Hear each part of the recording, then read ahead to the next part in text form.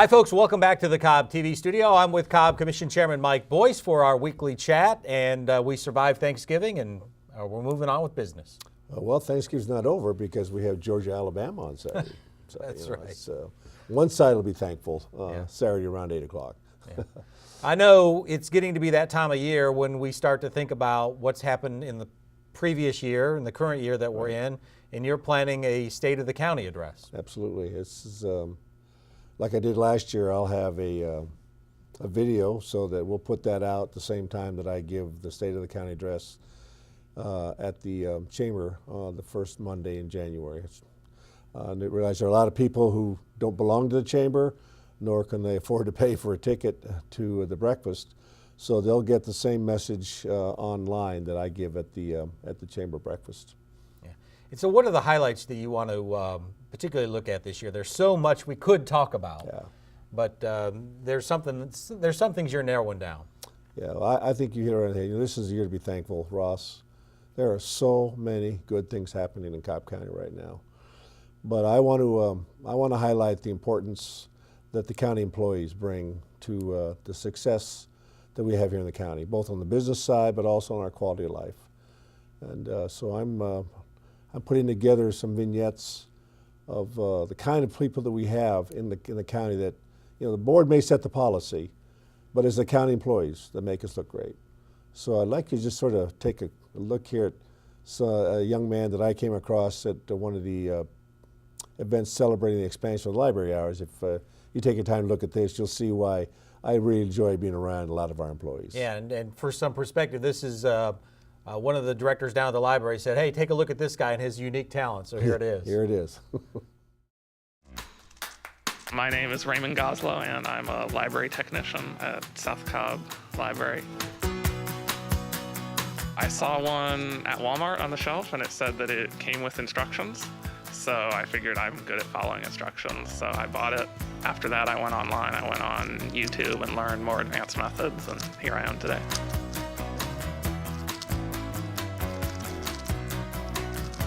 There's always new methods to learn, new algorithms to learn, so even if I keep doing it, and it's a new solve every time, every scramble is different, and so I can always keep learning new methods and new algorithms to keep it fresh and interesting. And there's a physical side to it as well, obviously. It takes a strain on your fingers, but the mental challenge is what's really interesting.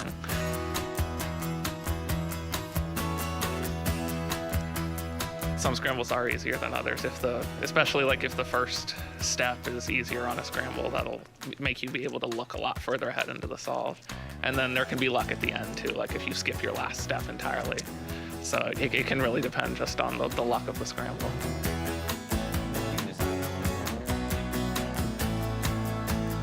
The time for the solve is both the time that it takes you to memorize what you're going to do and the time it takes you to actually do it. So you start the timer before you start looking at it, and then you're getting timed while you memorize it, and then you put the blindfold on and then solve it. And so.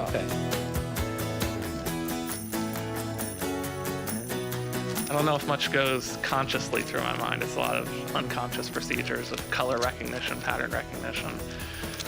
It's really more of a right brain spatial visualization thing than a math thing. It's not really a math thing at all.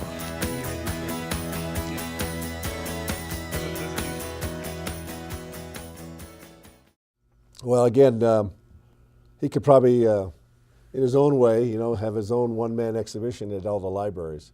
But, I think it's also a good time to highlight the results, the benefits that we're getting out of the millage rate and the budget that we passed this summer. Obviously, I can't say it enough times that I'm a big supporter of libraries because I believe libraries are one of the cornerstones to a cultured and educated society. So the library hours are being met with great success, and as I talk to people, they really appreciate that. But as many of you notice, I voted this morning, early voting. We added 5 more people. We put funding in the budget for 5 more people for Janine Evler's great team down there. And it's astounding that all the manual effort that goes into supporting the voting here in Cobb County.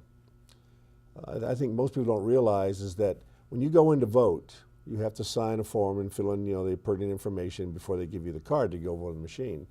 Well, every one of those documents has to be kept for 2 years, but more amazingly, they have to be filed alphabetically. So just think about this. We have somewhere in the neighborhood of 250,000 people who vote in Cobb County, and every one of those 250,000 pieces of paper has to be handled by somebody in the back room that we never see to make sure that they're alphabetized and put somewhere, so if there's a question about the voting procedure, they can pull that name right out. It just goes to, there's so many stories like that here in the county that we just sort of take for granted because they do it so well. Right. And that's a prime example, too, of a growing population putting more demands on county government to provide service. Right, and it's also a result of our effort to get people out to vote. And that's just not the county, but, there are groups out there that if you can get your team out there to vote for you, then you have a good chance of winning. But, it just goes to show you that we're up to, we're a county going to 750,000 people, and we have around 80 parks that we have to maintain, and people, when they show up there, they expect the fields to be maintained, the lights to be working, the bathrooms to be clean. And this is the labor force that, a lot of them make minimum wage, but it doesn't matter. They're passionate about doing it right and making sure that they live up to the county's motto of expect the best. One of the big components when we were looking at the millage rate this year and the budget and where our needs were was law enforcement, law and order, both police, courts, sheriff's office, and that's a big component into what you probably want to talk about in your state of the county. I do, and I think this is something, again, where you can get in trouble if you don't properly support it. The sheriff is telling us that the cost of health care is going up for his inmates, and I can assure you that one of the quickest ways to get the federal government involved in your government is to do something like the prisons, where you don't take care of the prisoners in a way that reflects certain standards. So those costs are going up. Healthcare costs, everybody knows that. I don't have to go out here and do a study to talk about the cost of healthcare. But Sheriff Warren has done an extremely admirable job of taking care of his guests in his hotel down there to make sure that they meet all the standards. They're properly clothed, they're properly fed, and if they have healthcare issues, they have to be taken care of. So that explains part of why we asked for $15 million to plus up public safety.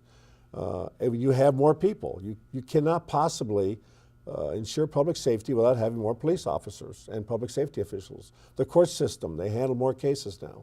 So that $15 million right now is that we're finding out a way to allocate that $50 million plus the $5 million that we budgeted for the take-home cars. And remember, the take-home cars themselves are not just it's not just a car, but the take-home car is about $25,000. But there's $25,000 of hardware and software that goes into that car so that you have instant communication and everything else. So when a policeman shows up to a scene, he's fully prepared.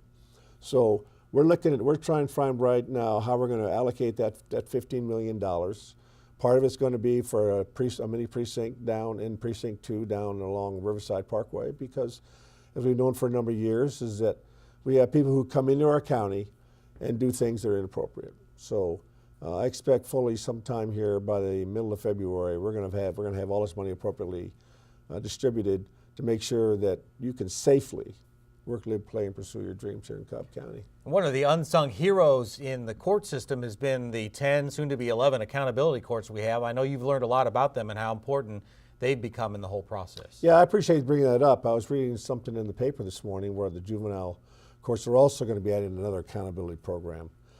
I know there's some controversy about that, but this is not a hug-a-judge program. Most of these programs take 18 months to 24 months to completely succeed. But what they do is they bring people back to a meaningful life where they can contribute to society. So we budgeted $500,000 to support these courts. And earlier this week, we finally approved the allocation for that. A lot of that will be handled out through the district attorney's office. But again, these courts produce people who in the long run are going to make it cheaper for us because they're not in jail. They're out there earning a job and paying taxes. I chuckled when you said hug a judge because I've interviewed some of the people who have been through the program, and it's been some of the toughest things that they've ever done in their life to make it through this program. That's great. When you go to these graduations, you'll hear them tell people that are going to the program, we know it's hard, but hang in there. It will change your life for the better. And there's no better testimony to that than those who are actually going to the program. Right. When you talk about unsung and maybe even unknown heroes in the county, our medical examiner's office does more than, I think people would just think they help in homicide investigations, but they do so much more. Our current medical examiner, Dr. Gullidge, has been instrumental in trying to combat the opioid crisis, for instance.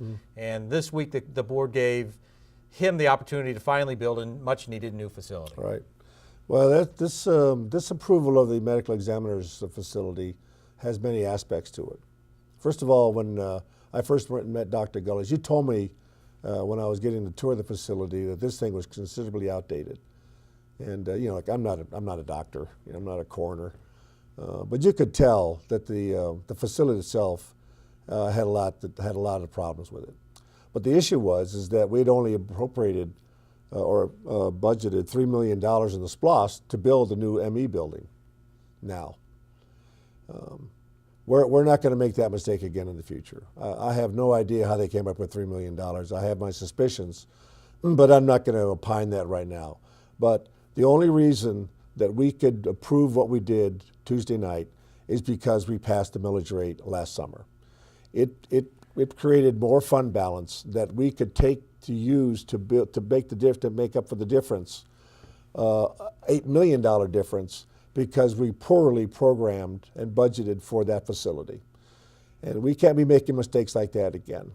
We have to be able to make sure that any future SPLOST that we've taken the time to properly price them out and to make sure that when we present that list to the taxpayer, it's a list that we fully intend to buy everything on that list. And I'm going to say here, right up front here, we have to do a better job of pricing out our projects. I've seen as a trend here when we do the closeouts for the SPLOST projects, generally there's cost savings in that, and that's great.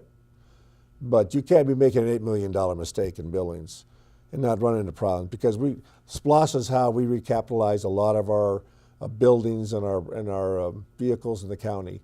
And if we get that wrong, then it affects people on the back end of that SPLOST system won't get funded. Right, and that's part of the challenge when you're trying, as if the last SPLOST, to plan 6 years in the future. It's awfully difficult. Well, I've been on record saying I'm not going to be supporting a 6-year SPLOST. There's no way that when we go to renew the SPLOST in 2020, that we can forecast what we're going to be doing in 2026 or 2027. So it'll be a much shorter SPLOST, but it'll be a SPLOST list where we've done the right pricing to make sure that the revenues that come in, and we intend to fund everything on that Tier 1 list. Well, we're heading into December. For a lot of folks, that's when things kind of slow down a little bit, but I know we've got a lot of stuff that we have to do before the end of the year. Right, and it's a good time to highlight that the board has this retreat on December 10th, and that's when we finally close out how it is what we're going to do with the extra money that was generated by the fund balance because of the increased millage rate. But as you saw, we just took $8 million off the table on Tuesday night, so there aren't going to be a lot of options. And I'll also be asking for the board to practice budget discipline. As I tell people, we don't want to have these ideas just pulled out of the air. They have to be associated with the past budget process, and whatever we ask to do to fund with the fund balance is something that we talked about last year during the budget process. It's not something that we used to be handled by the new budget in 2019 when I bring it forward. All righty. Well, you can follow all the developments by, of course, following us on social media and our new website, cobbcounty.org, which is getting some pretty positive feedback, and it's a good place to check up on the news that's going on in Cobb County. So we encourage you to do that, and we will be back next week. That's right. And remember, vote on Tuesday if you haven't already. Yep.